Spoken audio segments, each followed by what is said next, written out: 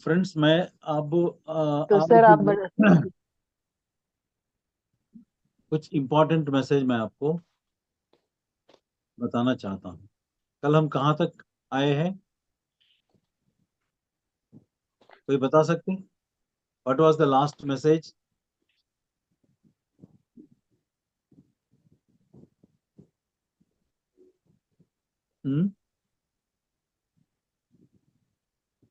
Fail या दूसरा पहलू? दो पहलू कौन सा है? तो मतलब कोई नोटबुक और जीवन पेन नहीं ला रहा जीवन है? जीवन मरण का चक्र है ये और ये चलता रहता है। इस जन्म में सफल नहीं होता तो अगला जन्म में लेता है हाँ। सुधार के लिए। हम्म। Right sir. मैंने ये टाइटल जो है, टाइटल पढ़ के उसके बाद उसमें क्या है मैं आपको बताया था। Title okay. आपने कोई लिखे है क्या? कल लास्ट में हमने क्या? खेल पे जाना सर आज।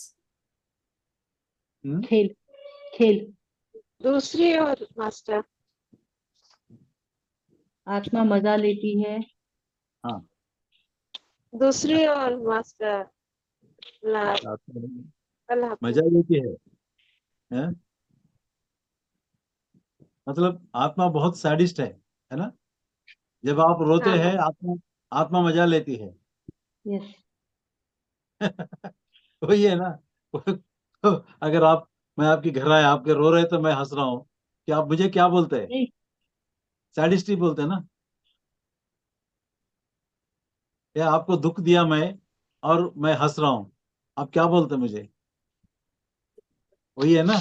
ये जो कमबख्त आत्मा जो है, ऐसे डिजाइन लाके यहाँ हमें ऐसे मुसीबत में डाल दिया है कि हम रो रहे हैं और वो ऊपर से हंस रही है। कैन वी से दैट आत्मा नेचर इज सैडिस्टिक नेचर?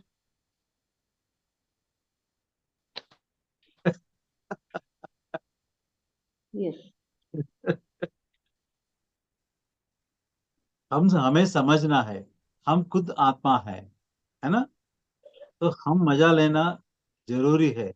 जो भी सिचुएशन, जो भी सर्कमस्टेंसेस आते हैं, उसकी मजा लेना, उस समय का धर्म पालन करना और उस वक्त की मजा लेना, यही आत्मा का मकसद है।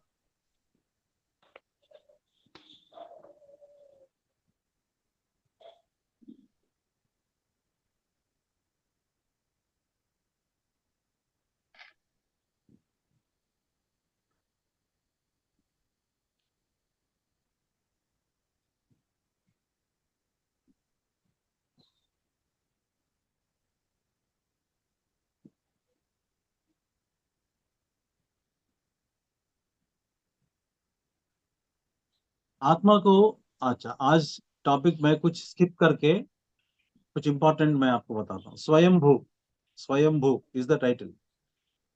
आत्मा ही स्वयंभू है। स्वयंभू का मतलब जानते हैं आप? स्वयं ही आत्मा के द्वारा, स्वयं के माध्यम से, स्वयं का, स्वयं से ही जन्म होता है, यही स्वयंभू। आत्मा अपने आप में गुप्त अस्तित्व पूर्ण है। पूर्ण पूर्ण है। आप, आत्मा अपने आप में गुप्त यानी रहस्यमय अस्तित्व है। स्वयंभू आत्मा को परिभाषित करने के लिए सही शब्द है स्वयंभू। आत्मा को परिभाषित करने के लिए सही शब्द है स्वयंभू। भू मतलब अस्तित्व, स्वयं मतलब स्वयं के द्वारा, स्वयं में, स्वयं प्रकाश। आत्मा स्वयं दीप्तिमान है। आत्मा स्वयं दीप्तिमान है। आत्मा को कुछ भी प्रकाशित नहीं करता है। जैसे सन है, सन खुद दीप्तिमान है, कोई सन को प्रकाशित कर सकता है? नहीं। नहीं। ऐसे आत्मा सबको रोशन करती है। आत्मा सबको रोशन करती है। आत्मा स्वयं सूर्य की तरह आलोकित है। आत्मा स्वयं सूर्य की तरह आलोकित है। प्रकृति, आत्मा प्रकृति को रोशन करती है। आत्मा प्रकृति को रोशन करती है। आत्मा ही प्रकृति का पहचान है। आत्मा ही प्रकृति का पहचान है। प्रकृति और पुरुष के मिलन का नृत्य ही लीला है। प्रकृति और पुरुष के मिलन का नृत्य ही लीला है। ये प्रकृति और पुरुष कहाँ से आ गया, कोई बता सकते?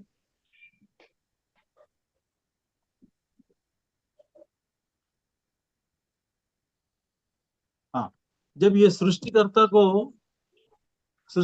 कभी भी वननेस में रहता है ना, एकत्व में रहता है, अद्वैत में रहता है। सृष्टिकर्ता हमेशा अद्वैत में रहता है। वो अद्वैत का मतलब एक ही। जब आप एक ही अकेले कई साल रहे तो क्या आपको बोर नहीं लगता है? लगता है, नहीं लगता है? शायद कुछ लोग को 1 घंटा अगर अकेले रहे तो बहुत बोर लगता है ना? तो पता नहीं कितनी युगों से कितने कब से ये परमात्मा अकेले रहकर बहुत बोर हो गया, बहुत बोर हो गया, इसलिए वो दो बन गया, इसलिए वो दो बन गया, द्वैत में आया। कैसे कैसे, कौन सा? प्रकृति और पुरुष,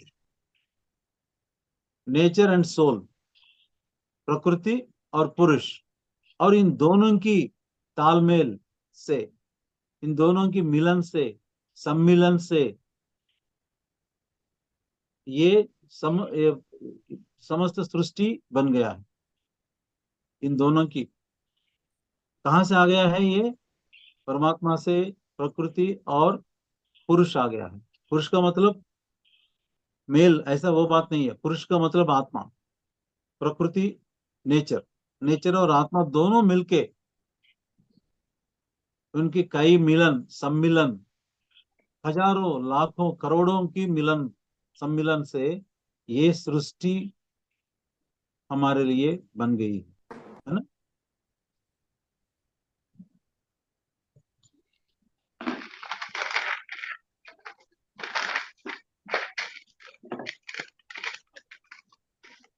हाँ, नए मित्रों के साथ, बहुत बढ़िया, बहुत बढ़िया चीज है। नए मित्रों के साथ, नए मित्रों के लिए मन के द्वार खोलना ही आध्यात्मिकता है। नए मित्रों के लिए मन के द्वार खोलना ही आध्यात्मिकता है। इसीलिए हमें हर दिन नए मित्र मिलते हैं। मुझे कितने लोग मिल गए, कितने लोग फोन कर रहे हैं, कितने लोग कुछ पूछ रहे हैं, है ना?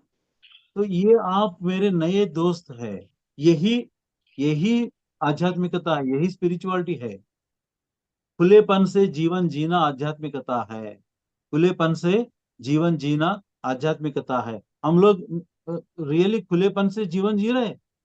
No, या बंधे हुए हैं। कई चुप कई कई चीज हम छुपाते हैं, है ना?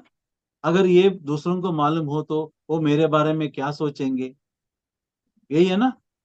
Yes, सबका यही प्रॉब्लम है ना? yes, sir.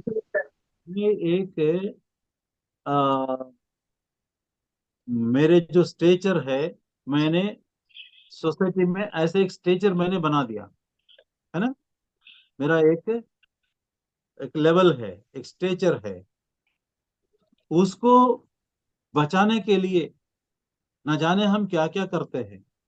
यानी हम एक मास्क डालते हैं, एक अच्छाई का मास्क, Truth be एक told. हाँ, एक सेवा की मास्क, और एक बड़े अम, एक बड़े आदमी का मास्क, जो भी है। ये मास्क हमारे चेहरे पर डाल के अंदर हम क्या क्या है आप सबको मालूम है। लेकिन इस मास्क को बचाने के लिए न जाने हम क्या क्या काम करते हैं। दान देते हैं, सेवा करते हैं, हाँ? अच्छाई का प्रदर्शन करते हैं, करते नहीं करते?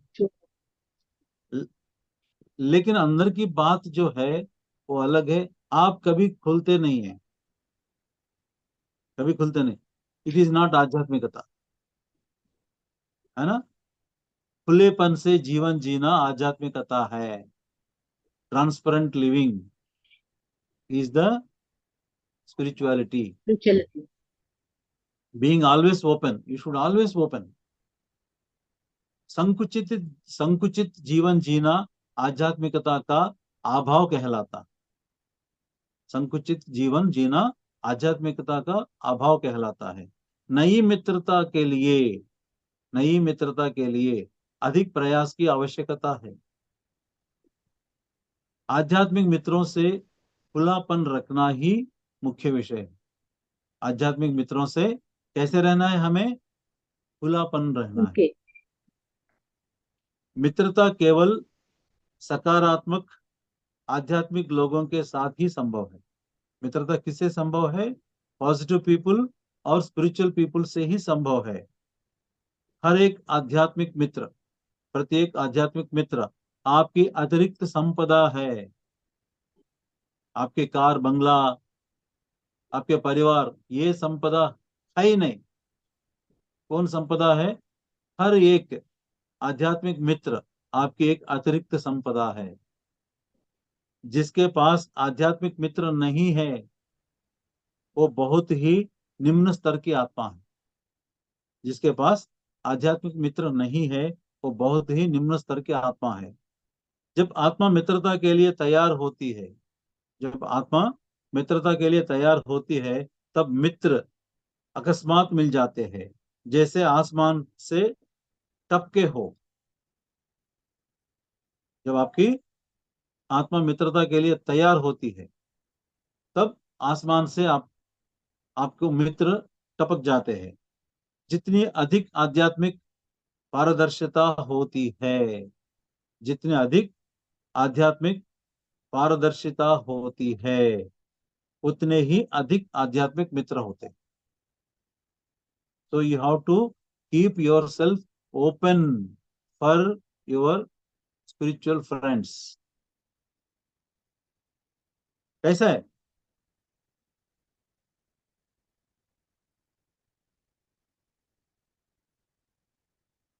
हाँ, आध्यात्मिक उन्मुक्ता, आध्यात्मिक खुलापन क्या है? आध्यात्मिक उन्मुक्ता टाइटल है। संपूर्ण आध्यात्मिकता के लिए उन्मुख होना ही ज्ञानोदय या प्रबोधन है। एनलाइटनमेंट का मतलब क्या है? आध्यात्मिकता के लिए उन्मुख होना ही एनलाइटनमेंट है। दूसरों की छोटी सी भी अच्छाई की, गौर से सुनिए, बहुत बढ़िया चीज है इसमें।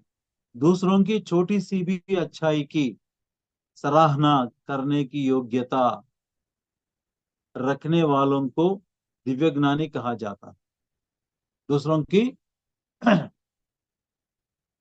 छोटी सी भी अच्छाई की सराहना करने की योग्यता, अगर उस योग्यता हमारे अंदर है तो हम दिव्य ज्ञानी होते हैं। जहां अच्छाई है वहां आध्यात्मिकता है। जहां अच्छाई है वहां आध्यात्मिकता है। अच्छाई का स्वागत करना, अच्छाई की सराहना करना, प्रशंसा करना, अच्छाई की चर्चा करना, अच्छाई के बारे में बातचीत करना प्रबोधन कहलाता है, यानी दिव्य ज्ञान कहलाता है। एनलाइटनमेंट बोलते हैं उसे। दूसरों की अच्छाई को अनदेखा करना, दूसरों की अच्छाई को अनदेखा करना, दूसरों की अच्छाई से विमुख होना, दूसरों की अच्छाई से विमुख होना, दूसरों में केवल बुराई देखना, दूसरों में केवल बुराई देखना, वह दिव्य ज्ञानी नहीं है। उन्मुक्त यानी खुलापन ही आत्मज्ञान है। खुलापन ही आत्मज्ञान है। आध्यात्मिक उन्मुक्ता ही सर्वोच्च दिव्य ज्ञान प्रकाश। आध्यात्मिक उन्मुक्ता ही सर्वोच्च एनलाइटनमेंट है। The highest enlightenment is the spiritual openness.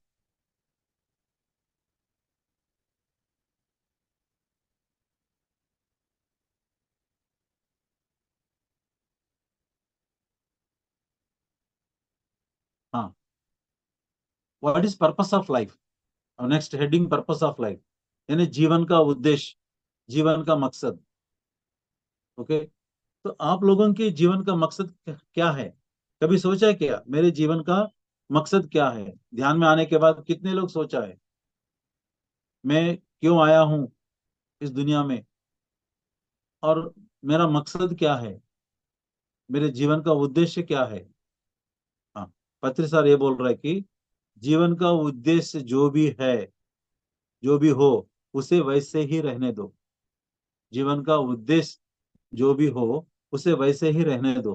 तुम जो करना चाहते हो करो, तुम जो करना चाहते हो वही करो, और तुम्हें जो बनना चाहिए वह जरूर बनो। तुम्हें जो बनना चाहिए वह जरूर बनो। जीवन का उद्देश्य कैसा रहता है मालूम? वो गतिमान बिंदु जैसा है। गतिमान बिंदु, वो इधर उधर घूमता फिरता है। यानी जीवन का उद्देश्य एक नहीं रहता है, इसका मतलब वो घूमता रहता है, एक गतिशील लक्ष्य जैसा है। यानी आपके लक्ष्य जो है वो घूमता रहता है। भौतिक शरीर के विभिन्न स्तरों पर भिन्न होता है। भौतिक शरीर के विभिन्न स्तरों पर भिन्न होता है। हाँ, जब वो छोटा बच्चा था, उसको चलना नहीं आता, उसका मकसद ये है कि वो उठ के चलना है उस समय। उसके बाद जब वो चल पड़ता है, उसकी बोलना नहीं आता है, तो बोलना सीखना उसका उस समय का, उस शरीर का मकसद है। उसके बाद जब वो बच्चा बढ़ जाता है, बड़े बड़े होता है, स्कूल जाता है, स्कूल में उसको पढ़ाई करना, सीखना उसका मकसद है। फिर उसके बाद कुछ बनने का मकसद है, बन जाएगा, कुछ अपना बिजनेस या नौकरी उसमें आ जाएगा। उसके बाद मकसद क्या होता है? शादी करने का, बच्चे पैदा करने का। एक नौकरी मिलने के बाद शादी करने का, बच्चा पैदा होने का, फिर मकान बनाने का। ऐसे उसका लक्ष्य जो है, उसका मकसद जो है, अपनी फिजिकल एज के ऊपर वो बदलता रहता है। एक ही मकसद नहीं रहता है जीवन का। Life purpose, it is always changing depending on the age of the body. Physical age के ऊपर डिपेंड होता है। हाँ, जब वो 40-50 साल की उम्र में आ गया कि अब तब क्या करना है? बच्चों को सेटल करना है ना, बच्चों को शादी करना है। फिर उसके बाद क्या है? उसके बाद क्या है? अपने लिए आध्यात्मिक जीवन बिताना, अपने लिए आध्यात्मिकता में रहना। लेकिन वो कर रहे क्या? नहीं। अगर वो रिटायर हो गया, वो फिर नौकरी ढूंढता है। अरे मैं घर में बैठ के क्या करूं, मुझे बोर होता है। मान लो वो 1 लाख की तनख्वाह पर रिटायर हो गया, यार मुझे 20-30 हजार मिले तो भी बस है, कुछ ना कुछ करना है। यानी पैसों की लालच में रहता है, लेकिन वो बोलता है मुझे टाइम पास होना है। या घर में बैठ के अच्छे अच्छे किताब पढ़े तो टाइम पास नहीं होता है क्या? पीएमसी चैनल देख के तो टाइम पास नहीं होता है क्या? होता है, लेकिन उसमें पैसा नहीं मिलता है ऐसे। और उसके बाद जब वो 70 साल हो गया, उसका मकसद ये है कि 2 वक्त अच्छा खाना है, रेस्ट लेना है। जब 80 साल हो गया, उसका मकसद क्या है? ऊपर जाने का इंतजार करना। यानी मकसद जो है, पर्पस ऑफ लाइफ जो है, हर सिचुएशन में भिन्न रहता है। यानी भौतिक शरीर के विभिन्न स्तरों पर भिन्न होता है, मानसिक विकास के विभिन्न स्तरों पर भिन्न होता है। हाँ, जब वो बच्चा है, पढ़ रहा है, सीख रहा है, तो सीखता है, पहले क्या सोचते हैं? मेरे पापा हीरो है। उसके मन ऐसा होता है कि घर में अपने पापा को ही देखते हैं, पापा को ही फॉलो करता है। वो सोचता है कि मेरा पापा हीरो है। जब वो उसको 16-17-18 साल उम्र आता है, तो उसको पापा लगता है बिल्कुल बेकार, बिल्कुल बेकार। जब वो कमाने लगता है, पापा को सहम सकता है। जब उसको 40-50 साल की उम्र आता है, जब उनके फादर गुजर गया है समझ लीजिए, जब इसके पास कोई प्रॉब्लम आता है, तो पापा की याद आता है। अगर पापा रहे तो मुझे एडवाइस देता था, काश वो नहीं है आज, ऐसे वो पापा हीरो बन गया। यानी अपनी मानसिक विकास के विभिन्न स्तरों पर भिन्न होता है अपनी पर्पस ऑफ लाइफ। आध्यात्मिक परिपक्वता के विभिन्न स्तरों पर भिन्न होता है। हाँ, आध्यात्मिक जीवन में क्या हमने देख लिया है, पहले जन्म जो है तमोगुण में लेता है, उसके बाद रजोगुण में लेता है, यानी आत्मा के विकास होता रहता है। उस समय अलग अलग गुण में जन्म लेता है, उसके बाद सत्व गुण में लेता है, शुद्ध सात्विक में लेता है, निर्गुण में लेता है, और अरिहंत जन्म लेता है, बोधिसत्व की जन्म लेता है, बुद्ध बुद्ध की जन्म लेता है ना। यानी आपका मकसद, जब आपकी विकास हो रहा है, आध्यात्मिक विकास हो रहा है, तो हर गुण में आपका मकसद, आपका पर्पस अलग अलग होता है। यानी पर्पस इज नॉट सेम, हमारे पर्पस बदलता रहता है। यानी उस पल के धर्म को निभाना, यानी उस पल के धर्म को निभाना, और उस स्थिति के पल में, उस स्थिति के पल में आनंद महसूस कर। हाँ, आप उस पल का, आप जहां पर है, उस पल का धर्म क्या है उसको निभाना, और उस पल का आनंद लेना, यही जीवन का मकसद है। हम इसे महान भारतीय खेल, हवा में रस्सी पर चलने का खेल के द्वारा समझ सकते हैं। क्या समझ सकते हैं? हवा में, कोई हवा में रस्सी है, रस्सी के ऊपर एक लकड़ी लेके वो ऐसा बैलेंस करके उसके ऊपर जाता है, रस्सी के ऊपर चलता है, यानी अपने बैलेंस को ऐसे बैलेंस रखता है। तो हमें क्या करना है? संतुलन ही जीवन का महान उद्देश्य है। What is the purpose of life? To achieve balance. किस चीज का बैलेंस? अपने हर फीलिंग्स को, हर इमोशंस को काबू में रखना, यानी बैलेंस में रखना, यही जीवन पर्पस ऑफ लाइफ। तो कोई आपको पूछे आपका जीवन का मकसद क्या है, तो अभी आप, मैं नहीं जानता हूँ, मैंने कभी देखा नहीं है मेरे जीवन का मकसद क्या है, मैं सोचा भी नहीं है। अब मुझे 60-70 साल हो गया, अब क्या मकसद होता है मेरा पर्पस? मेरा तो 3/4 जिंदगी गुजर गया है, यही बोलते हैं हम। लेकिन क्या बोलना है? मेरे purpose of, what is the purpose of life? संतुलन रहना, अपनी हर इमोशंस को, हर थॉट्स को, हर लव्स को, हर काम को क्या क्या रखना है? संतुलन रखना है। संतुलन ही जीवन का महान उद्देश्य है। The purpose of, what is the grand purpose of the life? The balance, balance is the grand purpose of life. जीवन का उद्देश्य है धर्माचरण प्लस हर स्थिति में आनंदित रहना। अपने धर्म जो है उसको कभी भी नहीं भूलना है। धर्म, हमेशा धर्माचरण में रहना है, और उस स्थिति में आनंद रहना है। हाँ, अगर धर्म को बचाने के लिए आपको अगर फाइट करना है, तो करना ही आपका धर्म है। धर्म को बचाने के लिए, धर्म को बचाने के लिए अगर कुर्बानी करना है तो करना है, वही आपका धर्म है। हाँ, उस समय उसे आनंदित रहना है, उस पल की आनंदित रहना है, उस स्थिति की आनंदित रहना है, यही आपका जीवन का उद्देश्य है। क्या है?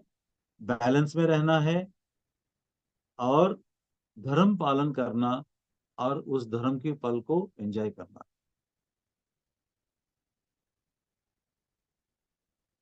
धर्म पालन यानी आचरण, परफॉर्मिंग धर्मा, धर्म पालन, ये अगला ये बहुत वेरी इंपॉर्टेंट, वेरी इंपॉर्टेंट। धर्म के बारे में अगर हम जान गए ना तो हमारे कर्म निकल जाते। जैसे धर्म वैसा कर्म, ये बोलते हैं ना हमारे बुजुर्ग। धर्म ही मोक्ष का मार्ग है, धर्म ही मोक्ष का मार्ग है। धर्म बहुत ही व्यापक शब्द है। धर्म बहुत very very broad term, very broad term. धर्म वर्ण और आश्रम पर आधारित है। धर्म किस पर आधारित है? वर्ण और आश्रम। वर्ण क्या है? आत्मा की आयु। आत्मा की आयु को वर्ण बोलते हैं और शरीर की आयु को आश्रम बोलते हैं। आत्मा, वर्ण का मतलब आत्मा की आयु या आत्मा की परिपक्वता पर आधारित है। आश्रम शरीर की आयु पर आधारित है। इसीलिए धर्म को वर्णाश्रम धर्म बोलते हैं। क्या बोलते हैं? धर्म को वर्णाश्रम धर्म के नाम से जाना जाता है। वर्ण के अनुसार आत्माएं, लोग चार प्रकार के होते हैं। कौन कौन सा है? ब्राह्मण, क्षत्रिय, वैश्य, शूद्र। लेकिन हमें गलत फहमी ये होता है, जो अनपढ़ है, जो अनटचेबल है, वो शूद्र है। उससे थोड़ा सा अकलमंद है, वो वैश्य है। उससे भी अकलमंद है, वो क्षत्रिय है। और ब्राह्मण जो है वो तो देवता है। यही हमारा समझ है। जो ब्राह्मण की कास्ट में पैदा होता है वो ब्राह्मण है। जो क्षत्रिय की कास्ट में पैदा होता है वो क्षत्रिय है। जो वैश्य की कास्ट में पैदा होता है वो वैश्य है। और इन इन सभी कास्टों के अलावा पैदा होता है वो शूद्र है। यही है ना हमारा अब तक, हमारे अंडरस्टैंडिंग यही है ना आज तक। लेकिन वर्ण के रूप में, हाँ, ये क्या बोल रहे हैं? अगर आप शरीर प्रधान से जीवित है, अगर आपकी जीवन शरीर प्रधान है तो आप शूद्र हैं। अगर आप मन प्रधान के जीवन जी रहे हैं तो आप वैश्य हैं। अगर आप बुद्धि प्रधान के जीवन जी रहे हैं आप क्षत्रिय हैं। आप आत्मा या स्वयं प्रधान की जीवन जीते हैं वो आप ब्राह्मण हैं। यानी if your soul is body oriented soul, body oriented soul तो शूद्र है। माइंड ओरिएंटेड सोल अगर आपका है तो वैश्य है। अगर आपका सोल इंटेलेक्चुअल ओरिएंटेड है तो क्षत्रिय है। अगर आपका सोल जो है सेल्फ ओरिएंटेड, परमात्मा ओरिएंटेड है तो आप ब्राह्मण है ना। तो हम में कोई भी ब्राह्मण बन सकते हैं। हम में कोई भी ब्राह्मण बन सकते हैं। हमारी जो ओरिएंटेशन है वो बदलना है। किस ओरिएंटेशन से? बॉडी ओरिएंटेशन, माइंड ओरिएंटेशन और बुद्धि ओरिएंटेशन से हम बढ़कर आत्मा की ओरिएंटेशन में जाना है। हर एक स्तर पर धर्म पालन अलग अलग है। हाँ, शूद्र, वैश्य, क्षत्रिय, ब्राह्मण, ये चारों में अलग धर्म की पालन अलग अलग होता है। आश्रम के अनुसार धर्म के चार स्तर है। ये तो वर्ण के अनुसार शूद्र, वैश्य, क्षत्रिय, ब्राह्मण हो गया वर्ण के अनुसार। और आश्रम के अनुसार ये दोनों मिलकर वर्णाश्रम। धर्म किस पर आधारित है? वर्ण और आश्रम, इसीलिए वर्णाश्रम बोलते हैं। तो वर्ण क्या क्या डिपेंडेंट है? वर्ण का, वर्ण के डिपेंडेंट होके शूद्र, वैश्य, क्षत्रिय, ब्राह्मण है। और शरीर के अनुसार धर्म के चार स्तर है। यानी आश्रम के अनुसार, आश्रम का मतलब शरीर, वर्ण का मतलब सोल। ब्रह्मचर्य आश्रम, गृहस्थ आश्रम, वानप्रस्थ आश्रम, संन्यास आश्रम, चार आश्रम। ये तो आप जानते हैं, ये कोई नई बात नहीं है। ब्रह्मचर्य आश्रम, गृहस्थ आश्रम, वानप्रस्थ आश्रम और संन्यास आश्रम। मोक्ष का मतलब क्या है? वर्णाश्रम धर्माचरण के आधार पर, वर्णाश्रम, वर्ण और आश्रम धर्माचरण के आधार पर वांछित मात्रा तक संतुष्ट होना या वांछित सीमा तक दिव्य ज्ञान प्राप्ति होना ही मोक्ष कहलाता है। तो if you do your Dharma correctly with awareness properly, then you get moksha. अब जितना भी ध्यान करो, दिन भर ध्यान करो, रात भर ध्यान करो, लेकिन अपने धर्म की पालन आप नहीं करेंगे तो बहुत बड़ा प्रॉब्लम है, बहुत बड़ा प्रॉब्लम है। कभी आपको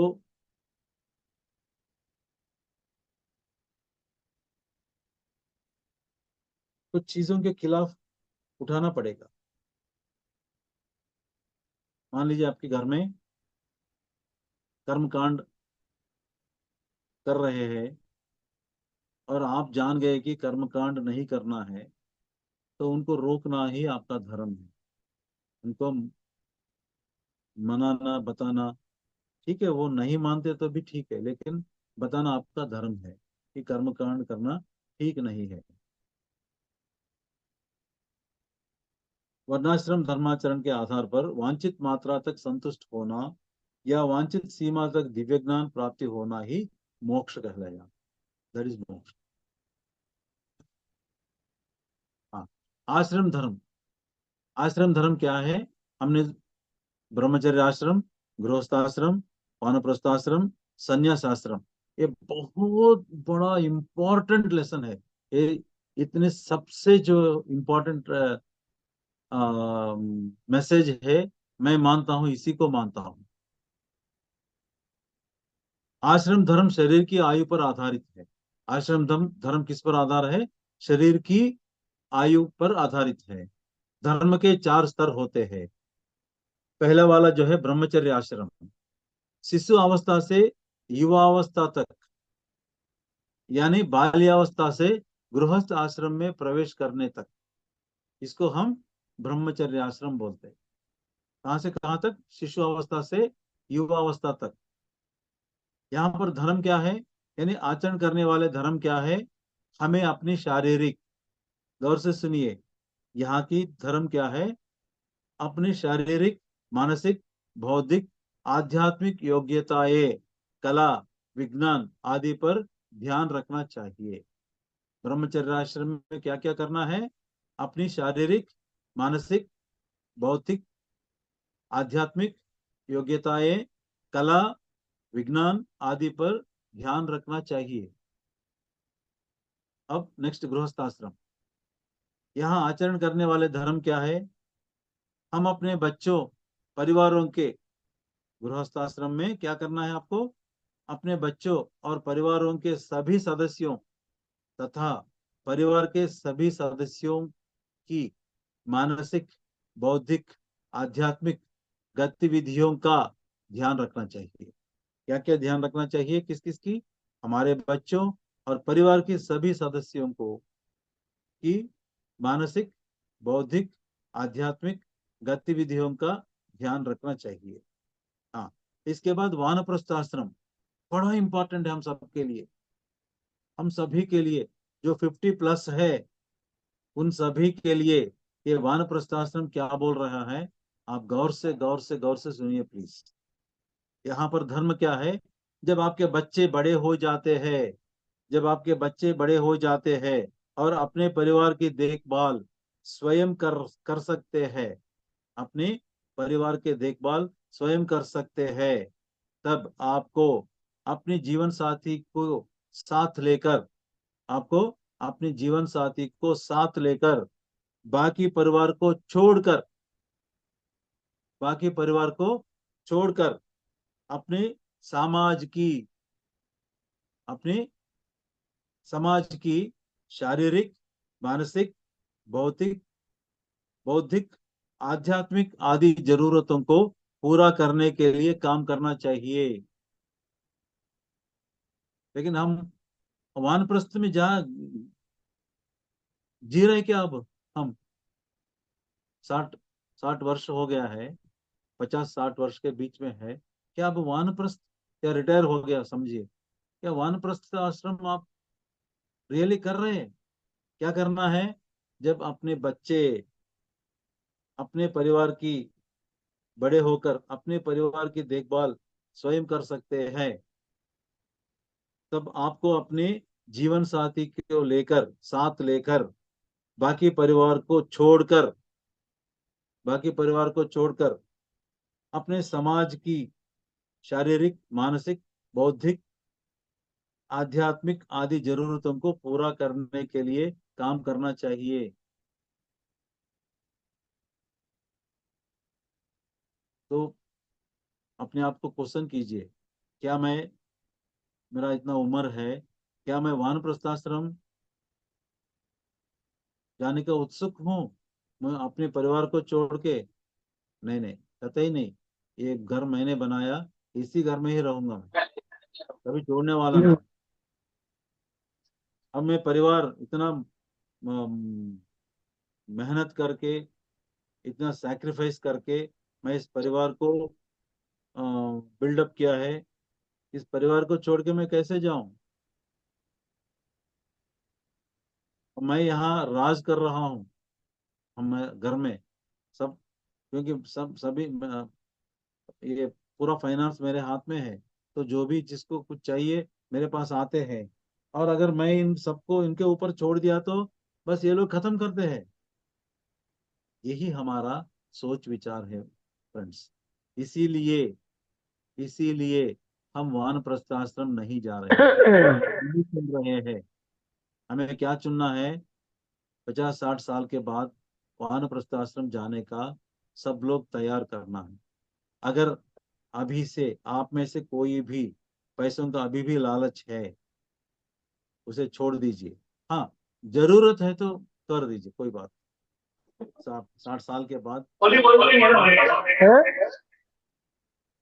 साल के बाद आपको बिजनेस करना है,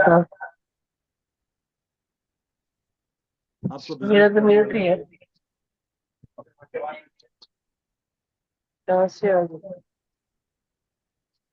50-60 साल के बाद आपको बिजनेस करना जरूरत है अपनी डे टू डे जीवन बिताने के लिए। आप जरूर कीजिए, उसे मत रोकिए। लेकिन वानप्रस्थ आश्रम में जो करना है, क्या करना है? समाज की सेवा करना है। समाज की भौतिक, मानसिक, बौद्धिक और आध्यात्मिक जरूरतों पर ध्यान ध्यान देना है। ओके। तो आज अभी से कितने लोग तय करते हैं कि मुझे वानप्रस्थ आश्रम में जाना है, अब मेरा उम्र वानप्रस्थ आश्रम की हो गया है, अब इन बच्चों से कोई मतलब नहीं है, वो अपनी देखभाल कर लेता है। जब चिड़िया चिड़िया को देखते हैं ना, जब तक उसकी विंग्स, विंग क्या बोलते? विंग विंग्स, विंग पंख, हाँ, पंख। पंख, जब तक पंख। उसकी पंख नहीं खुलता है, तब तक ही उसका फीडिंग करता है। जब उसको पंख आता है, पहले उसको उड़ना सिखाता है। जब वो उड़ने का लायक है, बस वहां उसको छोड़ देता है।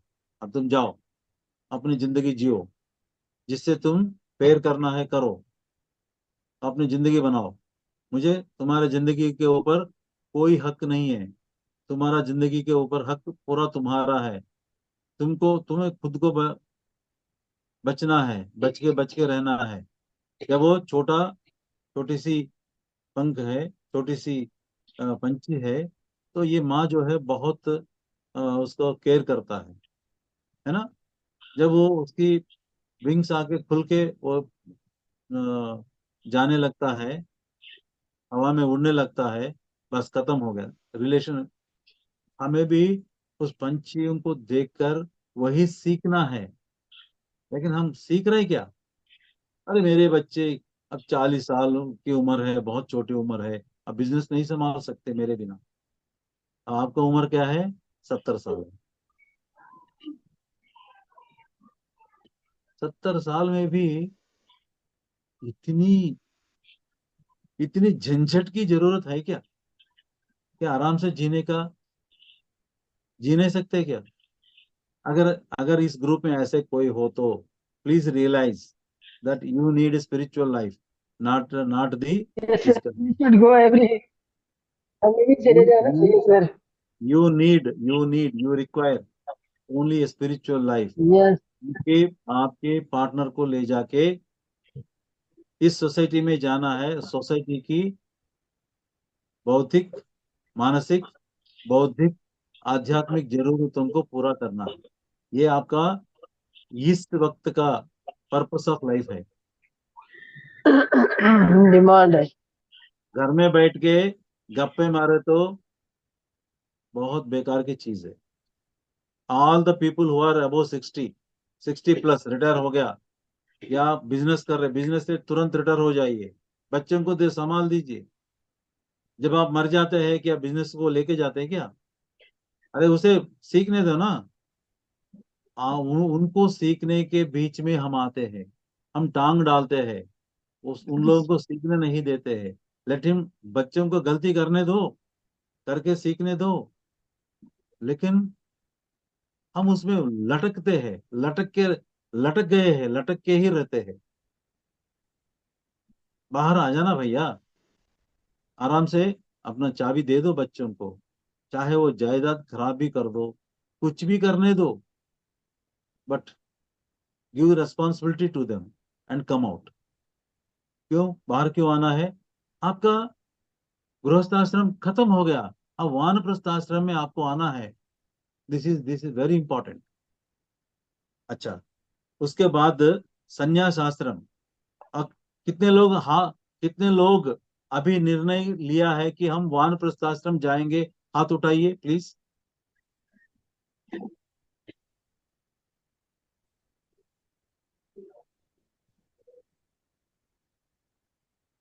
इसमें अपना, हाँ, कौन है? हेमांगी भोसले। ओके, एक और कितने लोग हैं?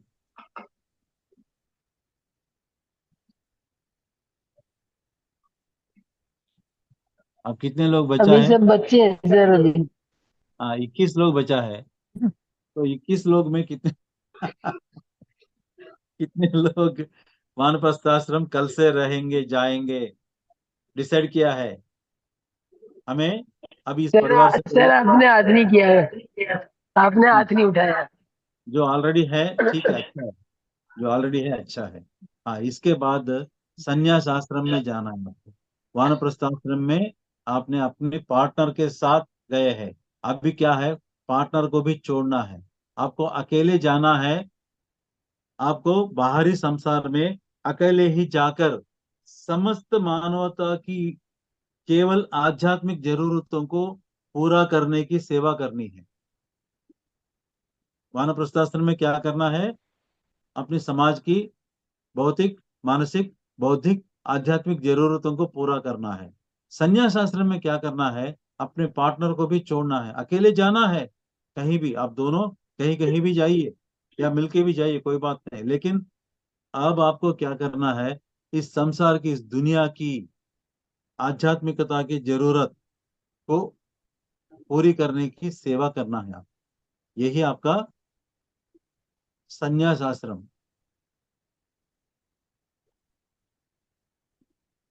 इतनी सुंदर है ये, है ना? सुंदर है ना? Yes. जब वानप्रस्थ आश्रम के बारे में हम सोच रहे, संन्यास आश्रम के बारे में हम सोच रहे, कितना सुंदर लग रहा है। लग रहा है नहीं लग रहा है? कितनी मनोहर है धर्म व्यवस्था जो है, कितनी धर्म मीरा जी ने व्यवस्था हाथ उठाया. कितनी मनोहर है ना? तो दोस्तों अब 10:30 हो गया। I think there are so many dharma moksha. हाँ, एक मैं मोक्ष का एक पन्ना पढ़ के मैं क्लोज करता हूं आज।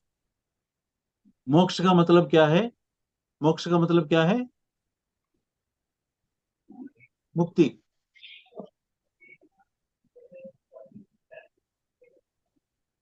किससे मुक्ति? हम किसे मुक्ति पाना है? क्या चीज से मुक्ति जन्म पाना मरण से, है? हाँ, बोलिए ना। जन्म मरण से। और और किसे मुक्ति पाना है? किस चीज से मुक्ति पाना है? इच्छा से। इच्छा से। राग हाँ, द्वेष, राग द्वेष, आवागमन से मुक्ति पाना है। इस से आवागमन, बार बार आना जाना। हाँ, वही जनन मरण का हाँ बोले ना। हाँ, और किससे मुक्त होना है? किस चीज से मुक्त होना है हमें? राग द्वेष से सर। हाँ,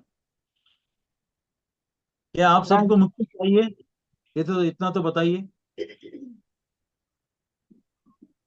यस अगर आपको चाहिए तो मैं मुक्ति का राज राज बताता हूँ। यस। कितना फीस देंगे आप वो राज बताने से? आप 1 लाख नहीं 10 लाख फीस दिया तो भी ऐसे राज आपको नहीं मिलता है। मुक्ति कैसे पाना? बहुत ही आसान है। आसान की रास्ता पत्री सर हमको दिया है, बताया है। वो क्या है? मुक्ति, मोक्ष का मतलब मुक्ति।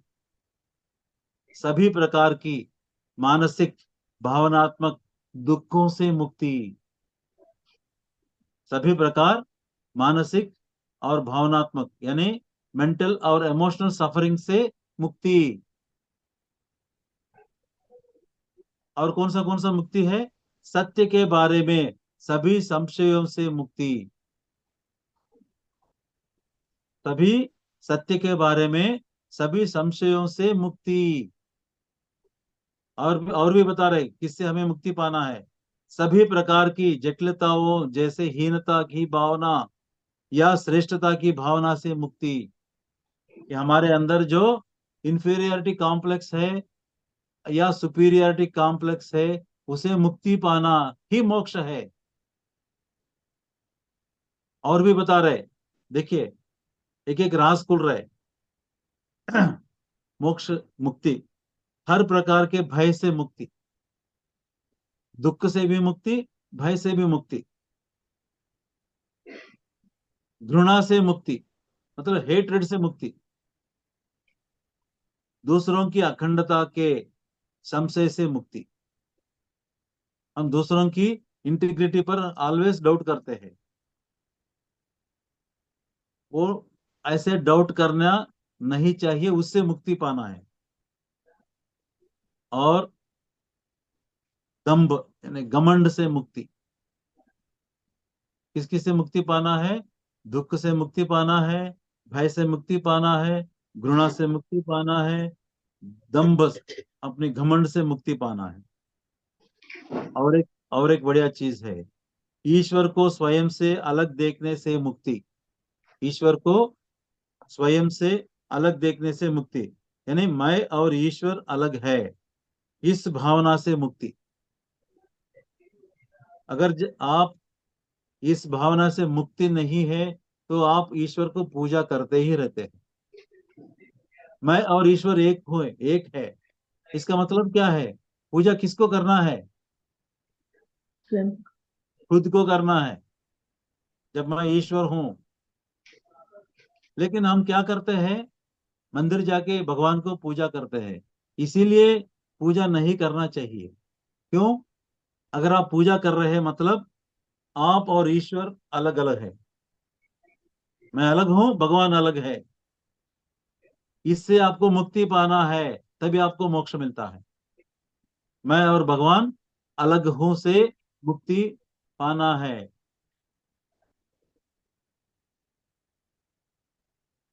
हाँ, आध्यात्मिक विज्ञान यानी आध्यात्मिक शास्त्र की अनिविघ्नता से मुक्ति।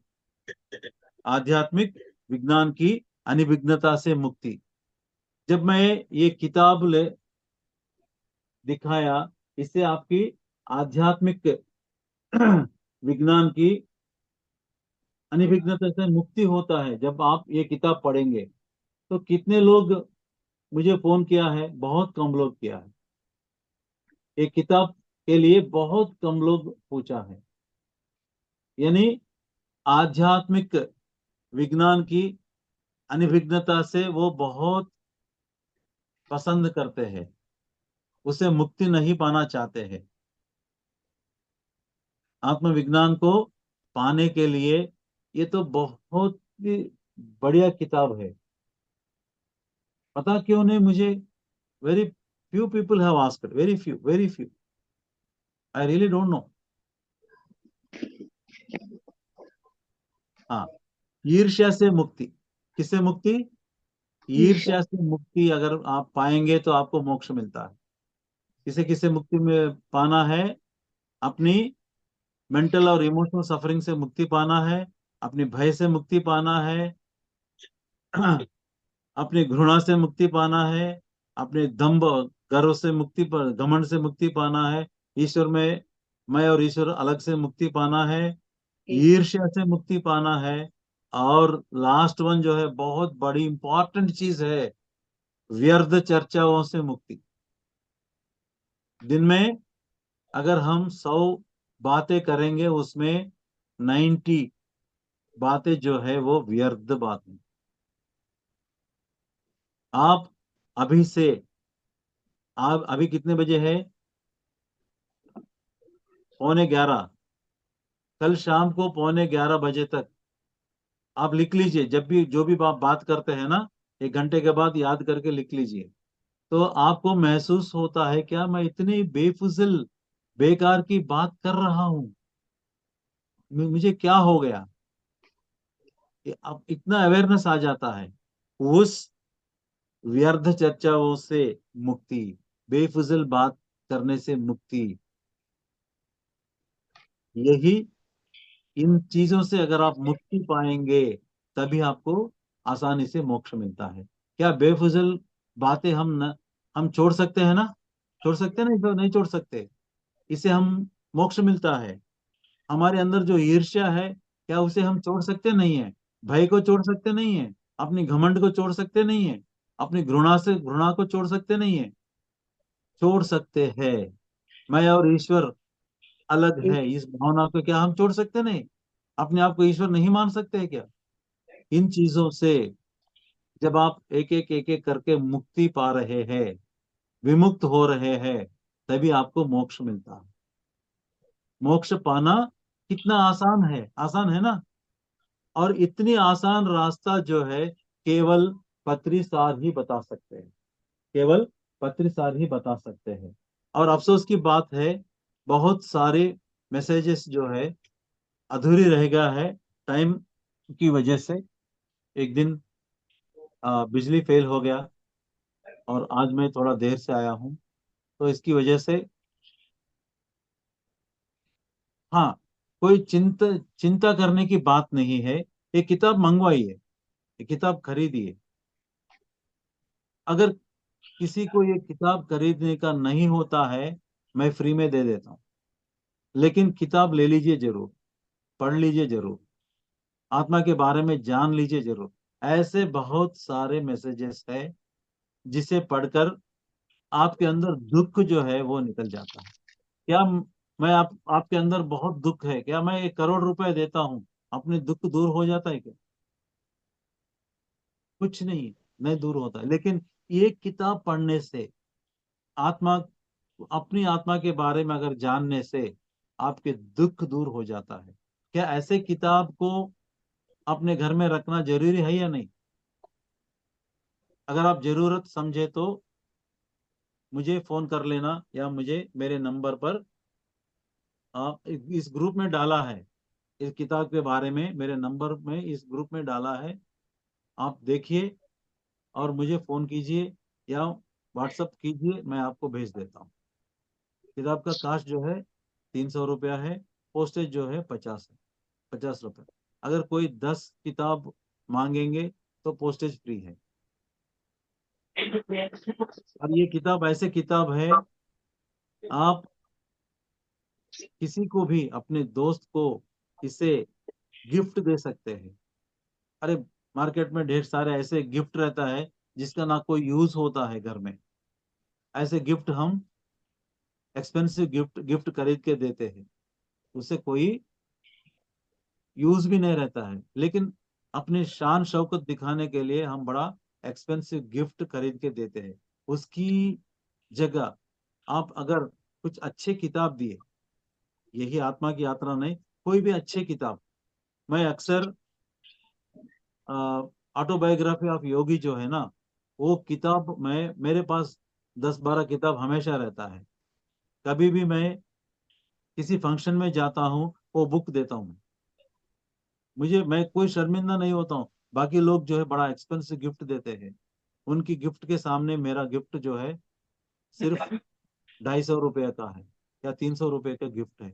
लेकिन कोई शर्मिंदा नहीं, मैं गर्व महसूस करता हूँ कि मैं अगर ये किताब वो पढ़ लिया तो उसकी जिंदगी बदलेगी। और ये किताब आत्मा की यात्रा कोई पढ़ के अगर समझ गया ना, उसकी दुख को आप दूर करने वाले हैं, उसकी मदद करने वाले हैं आप। तो इसीलिए आप मंगवाइए और अपने दोस्त को भी दे दीजिए। It is a Anmol gift है। ओके, तो मेरा नंबर नोट कीजिए और एक बार मैं बताता हूँ। पेन पेपर है आपके पास? पेन पेपर लाके बैठे हैं? Yes, sir. 720-747-85860। ओके फ्रेंड्स, और एक बार बोलता हूँ 720-47-85860। ओके, तो अब 10 मिनट्स है, कुछ पूछना है तो पूछ सकते हैं। कुछ डाउट्स है आपको?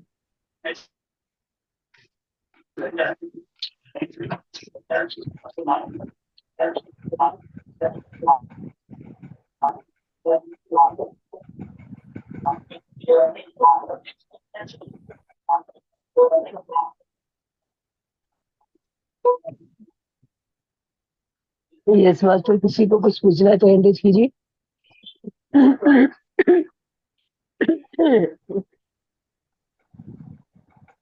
Hello sir. यस प्रीति मैम बोलिए। सर मुझे ये पूछना था कि कुछ लोग जैसे बहुत जल्दी जिनकी डेथ हो जाती है कम उम्र में, उसका क्या रीजन होता है?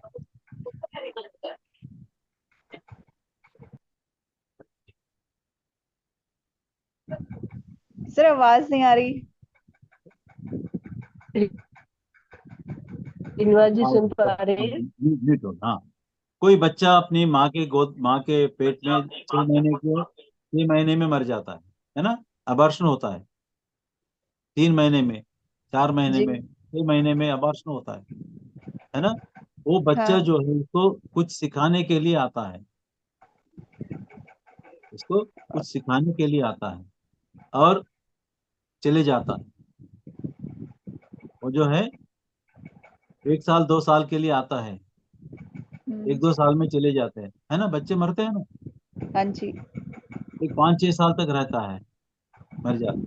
और कुछ लोग जो है कुछ 20-25 साल तक रह के बस, क्योंकि उसके बाद जो है वो डर जाता है। यहाँ जो 50-60-70 साल जीने का जो है, वो आत्मा जो है वो डर जाता है, यानी एक ट्रायल बेसिस पे आ जाते हैं। और जिसकी बच्चे मर गए हैं उसको भी कुछ सीखने का होता है। क्या सीखना है वो खुद जानते हैं, अपनी आत्मा से पूछे तो वो खुद जानते हैं कि क्या सीखना है। तो वो सिखाने के लिए ये इतना ही उम्र लेके आते हैं, तो वो निकल जाते हैं। एक्सीडेंट भी होता है, कुछ भी होता है ना? हम देख रहे हैं ना, 25-30 साल के युवकों को हार्ट फेलियर हो रहा है आजकल, हार्ट अटैक हो रहा है कम हाँ उम्र में। जी। तो यही है, दे वांट टू गो।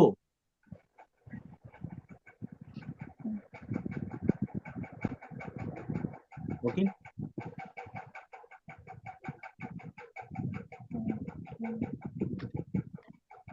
तो उन्होंने क्या वो एक्सपीरियंस ले लिया है इसलिए वो जाना चाहते हैं? हाँ, उनका उतना ही था। एक, अगर हम 60-70-80 साल जीते हैं तो हमें बहुत एक्सपीरियंस चाहिए, लेकिन कुछ आत्मा जो है एक या दो चीज के लिए आते हैं। जब वो महसूस होता है कि हाँ, मैं अपना, आत्मा जानता है, physical body, mental mental body नहीं जानता है, लेकिन आत्मा जानता है। हाँ, मैं जिस काम के लिए आया था, काम खत्म हो गया, बस अब इस बॉडी से निकलना है। तो बॉडी इसको वेकेट करना है, वेकेट करके करेगी, जाएगी जहां से वो आई है वहां। फिजिकल बॉडी तो सर किसी की भी नहीं चाहती जाना ना। वो तो एंड मोमेंट तक उनको ये रहता है कि नहीं, हमें अभी और थोड़ा टाइम मिल जाए बच्चों के साथ। लेकिन आपको अगर अगर 1000 साल उम्र दिया ना, आप 1001 साल पूछते हैं, है ना? हाँ जी। हाँ, 1000 साल अगर मेरे पास, मैं भगवान हूँ, मैं आपको 1000 साल देता हूँ, आप और 1 साल मांगते हाँ जी, हैं। यही होता है। तो तभी तो जब लगता है कि वो तो खुश नहीं है जो जा रहा है, और ना ही उसके आसपास वाले खुश है, तो फिर वो क्यों जा रहा है? क्या क्या बोले? मीन्स मेंटल बॉडी को पता है, लेकिन हम फिजिकल बॉडी को नहीं पता। हम्म। फिजिकल बॉडी को कुछ भी नहीं मालूम है। फिजिकल बॉडी क्या है? आप उसको खाना देते हैं, उसको डाइजेस्ट करना है, आपको तंदुरुस्ती में रखना है। ये फिजिकल बॉडी का काम है। जब वो अपना काम कर रहे हैं, तो ये मेंटल वाले जो है ना, कम वक्त, उसको खराब करते हैं। कैसे? ऐसे खराब करता है कि यार, तुम don't don't sleep for this today tonight, क्योंकि किसने आपको अपमान किया है, उसे बार बार रिपीट करके,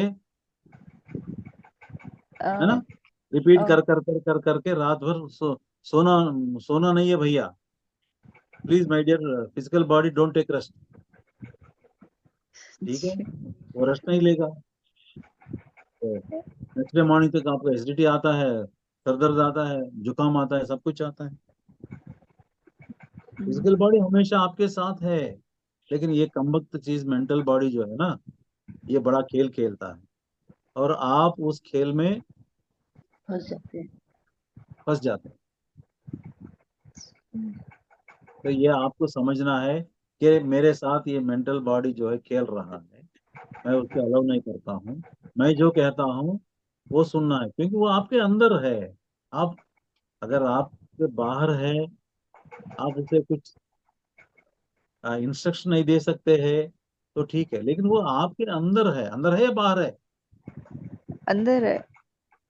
या इस क्लास में आते वक्त आपने अपने अलमीरा में लॉक करके आ गए क्या?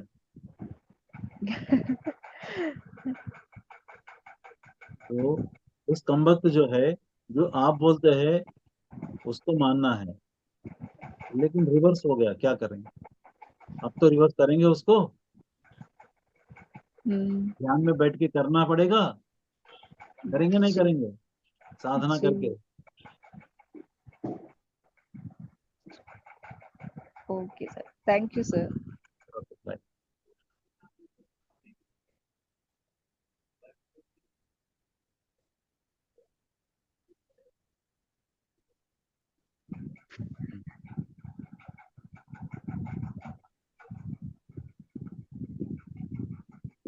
सर एक और चीज पूछनी थी। हाँ, पूछिए। सर कहते कैलाश पर्वत है, उस पे कोई जा नहीं सकता, जाते हैं तो जैसे अलग अलग चीजें होती है उनके साथ, कि उनकी उम्र जल्दी बढ़ने लग जाती है, उनके नेल्स की ग्रोथ जल्दी हो जाती है। तो वहां पे क्या ये क्या, जो कहते हैं हिमालय में जाके पहले के योगी वगैरह वो साधना करते थे, ध्यान करते थे, क्या उन्हीं का इम्पैक्ट है वहां उस कैलाश पर्वत पे, या कुछ और रीजन है उसका? अगर वो डर अगर पैदा नहीं किया तो, हाँ, अब उसको, अब नहीं। अब मैं आधा टकला हूं ना, पूरी टकले जो हो जाता है वो कैलाश पर्वत, पूरी नंगे कर देते हैं हमारे लोग। हिमालय को आधा नंगा कर दिया, इसीलिए हर साल बाढ़ आता है। हाँ। नहीं, कहते किया है सर, चढ़ाई करके देखी है लोगों ने, उन्होंने जो गए हैं वहां पे चढ़ने के लिए, उन्होंने वो आधे रास्ते से वापस आया है, क्योंकि आपके अंदर ये चेंजेस होने लगे थे, इसीलिए। हाँ, जब वही देखिए, बहुत कहानी आपको सुनाई दिया, लेकिन आप जिद करते हैं ऊपर जाने का, थोड़ा थोड़ा धीरे धीरे ऊपर जब आप जाते हैं, अपने अंदर की जो भय होता है ना, बाहर हम्म। आप बाहर जो है आप बहुत मतलब निडर दिखते हैं, लेकिन अंदर डर बहुत है। और डर धीरे धीरे शायद, I also hmm. Don't know, वो डर जो है बाहर आता होगा। क्यों जाके हाँ। रिस्क क्यों लेना है, वापस भी आ सकते हैं। I don't know anything about that, but अगर आपको उसके बारे में जानना है तो आप ध्यान में बैठ के, कि अब मुझे वहां जाना है, वहां क्या हो रहा है देखना है, साधना जी। किया तो आप बिल्कुल देख सकते हैं अपनी साधना में। डोंट अच्छा। Rely upon stories. आप खुद एस्ट्रल बॉडी रिलीज करके वहां जाइए, एस्ट्रल ट्रैवल कीजिए, और आपकी जो एक्सपीरियंस है हमें जरूर बताना वहां क्या हो रहा है। सर अभी तो कुछ नहीं दिखता ध्यान में। दिखेगा दिखेगा, जब दिखेगा ना तो फर्स्ट जी। चॉइस जो है कैलाश पर्वत। बिल्कुल सर, वहीं जाऊंगी। अरे कैलाश पर्वत तो यहाँ यहाँ है, इस भूग्रह में है। तो हम कहाँ कहाँ जाते हैं, कितने आयामों में जाते हैं, है जी। ना, कितने हाँ। लोग जाते हैं, सच्चे लोग जाते हैं। ये तो यहाँ एक छोटा सा भूलोक में एक छोटा सा पर्वत है वो।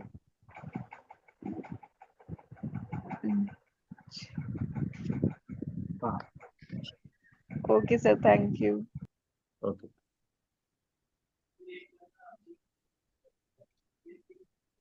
और शायद आत्मा के बारे में ज्यादा समझ में नहीं आया लोगों को, इसीलिए क्वेश्चन नहीं पूछ रहे।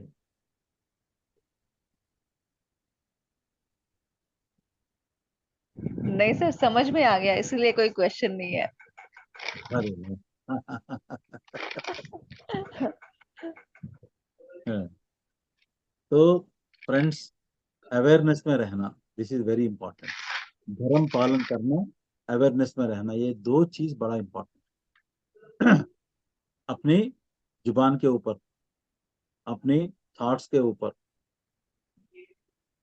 अपनी कर्म के ऊपर, जो भी आप काम करते हैं उसके ऊपर, ये तीनों के ऊपर अगर आप अवेयरनेस में रहेंगे ना, सही ढंग से जीना ही मोक्ष है।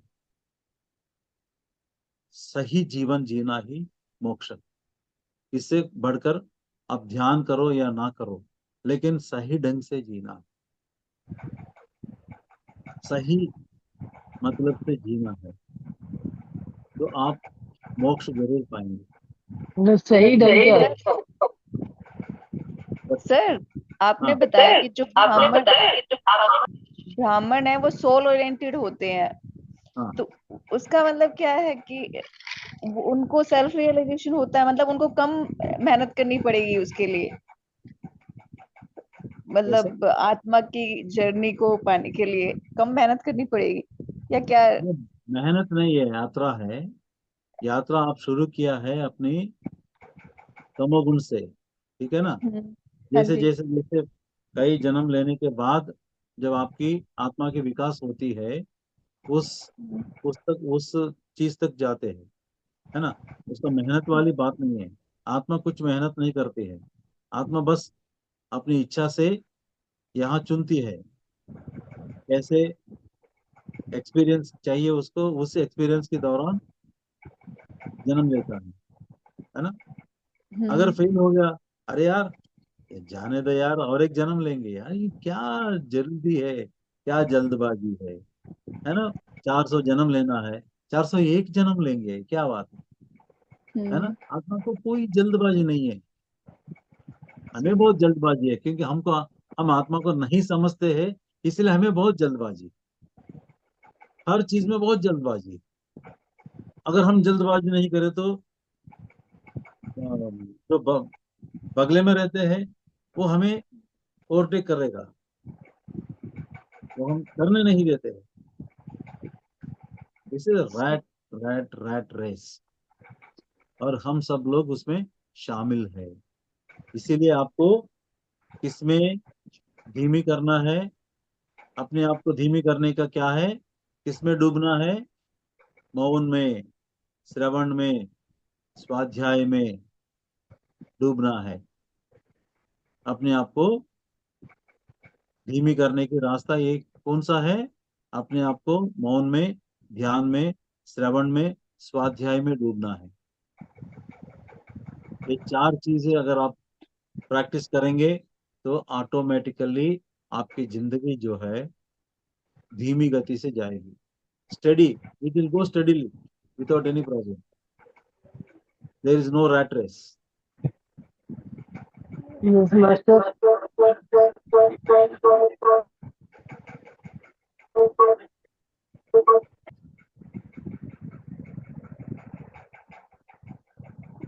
तो वर्णों का अलग से ऐसे कुछ वो नहीं है ना सर? फिर वर्णों का यूज क्या हुआ? मीन्स वर्णों के बेसिस पे हमने डिफाइन किया है सोल को, तो उनका क्या यूज?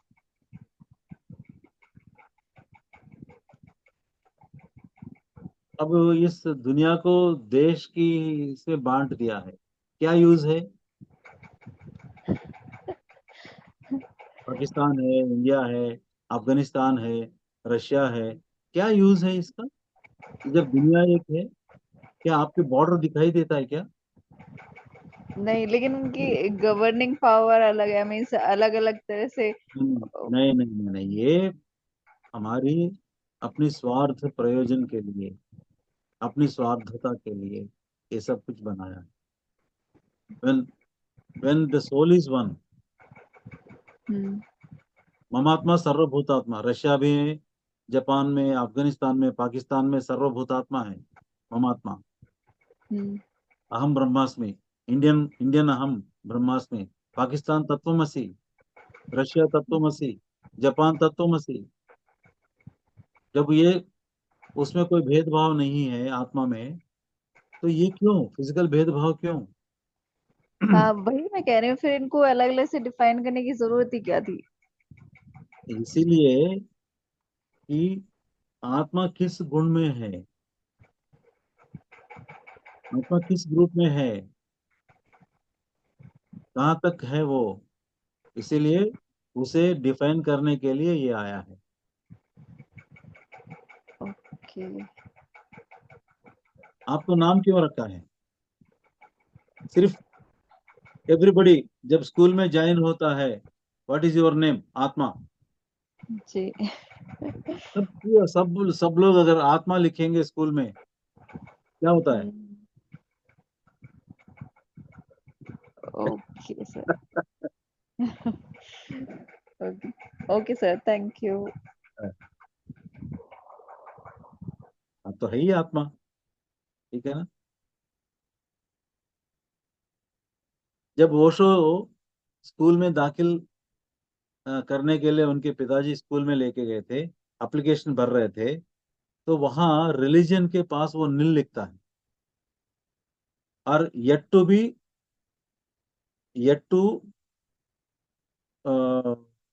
टेक ए रिलीजन, ऐसा कुछ लिखता है। इसका मतलब क्या है? वो हेडमास्टर पूछता है, नहीं नहीं नहीं, आप तो जैन है, बाय बर्थ जैन है, तो वहां लिखना अपना रिलीजन जैन। तो वो क्या बोलता है, मैं बच्चा हूँ, अब मैं बच्चा हूँ, छोटा 7 साल का बच्चा हूँ, मुझे कौन सा रिलीजन अच्छा है, कौन सा रिलीजन बुरा है, क्या चुनने के लिए मुझे कोई अधिकार नहीं है? मैं बड़े होकर, जब मैं बड़े होता जाता हूँ, तो सब कुछ देखता हूँ, हर रिलीजन को देखकर मुझे कौन सा रिलीजन अच्छा रहा है, उस रिलीजन को मैं हासिल करता हूँ। क्या अगर आपके बच्चे अगर ये बात बोले तो आप मानेंगे?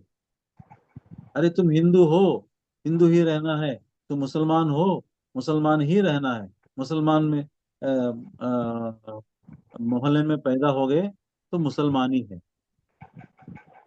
लेकिन ओशो की तरफ बोला है, बच्चे को क्या मालूम है रिलीजन, तो उसको हर रिलीजन कैसे क्या होता है सीखना पड़ेगा ना, देखना पड़ेगा ना। भाई जब आप जी। कोई कपड़े खरीदने के लिए जाते हो, 100 कपड़ा देखते हो, एक साड़ी खरीदने के लिए 10-12 शॉप जाते हो, मिनिमम 100 से 150, 200 साड़ियाँ तो देखने के बाद एक साड़ी पसंद करते हैं। तो यहाँ दुनिया में ढेर सारी रिलीजन्स है, लेकिन वो क्या अपने बच्चों को have you given any freedom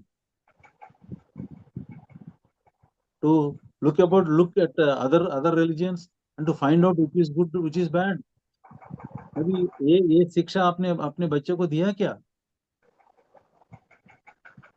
आजकल क्या हो रहा है?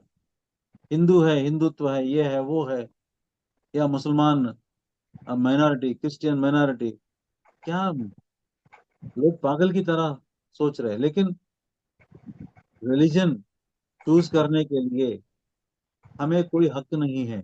I am born in a Hindu family, I am a Hindu, that's all. Anyway, it's a very big debatable topic. Yes sir. हाँ।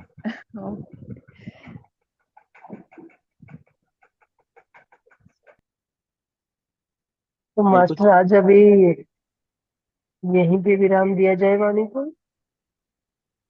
यस, अगर कोई किसी का सवाल नहीं है तो हम यहाँ विराम करेंगे। अभी और कोई मेरा हैंड रेज मेरा नहीं है सर। धन्यवाद सबको, मेरा धन्यवाद। और मैं आपसे विनती करता हूँ, प्लीज हर दिन 1 घंटा स्वाध्याय एक कीजिए, किताब पढ़ी है। किताब पढ़िए, कोई ना कोई, कुछ ना कुछ।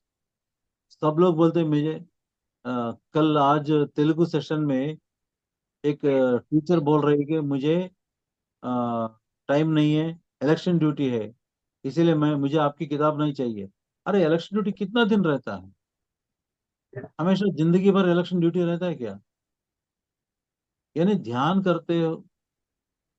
करने के बावजूद भी ऐसे आंसर दे रहा है।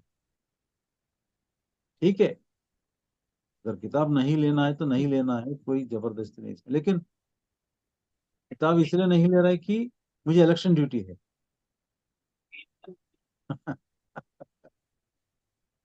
तो मैंने थोड़ा डांट दिया, आप जरूर पहले ले लो, ठीक है, इलेक्शन के बाद पढ़ लो, जान लो अपनी क्या कमी है, उसमें महसूस होता है।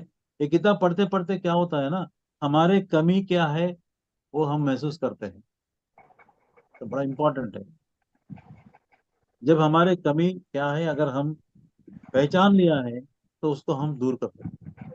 अरे मेरे अंदर ये कमी है क्या, ऐसे अपने अवेयरनेस है।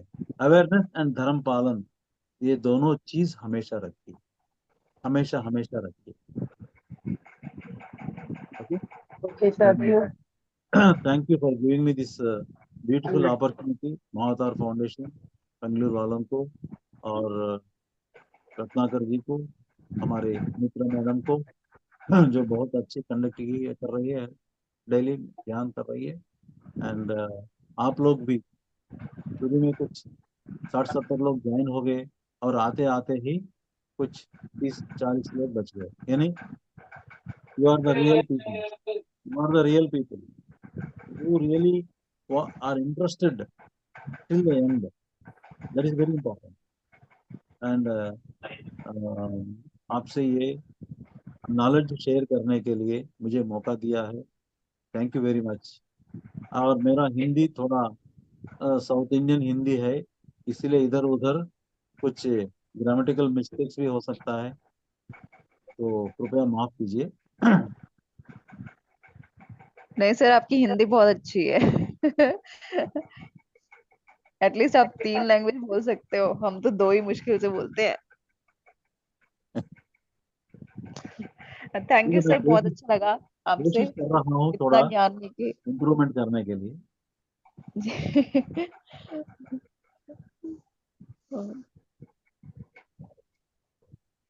ओके, सभी को धन्यवाद। हाँ, और बुक के लिए शुभ जरूर मुझे रात्रि। फोन करिए। हाँ, बुक के लिए मुझे मेरे नंबर को फोन करना या व्हाट्सएप में आप डाल दीजिए। मैं आप सबको, मैं 1 लाख घर तक पहुंचना मुझे मेरा पर्पस ऑफ लाइफ ये है अभी, इसीलिए मैं 4 लैंग्वेजेस में इस किताब को मैं लेके आ रहा हूँ। 3 लैंग्वेज आज तो कब ऑलरेडी, जाएंगे? हिंदी, तेलुगु और तमिल हो गया है, और कन्नड़ अभी प्रिंट होने वाला है। ओके सर, मराठी में भी शुभ रात्रि। मराठी में भी गुजराती में भी इसका ट्रांसलेशन कोई कर रहे हैं। मैं चाहता हूँ कोई बंगाली उड़ीसा के है इस ग्रुप में, कोई ये किताब लेके ट्रांसलेट करके आप खुद प्रिंट करके आप खुद बांट लीजिए, कोई बात नहीं, बिकॉज इट इज फ्री।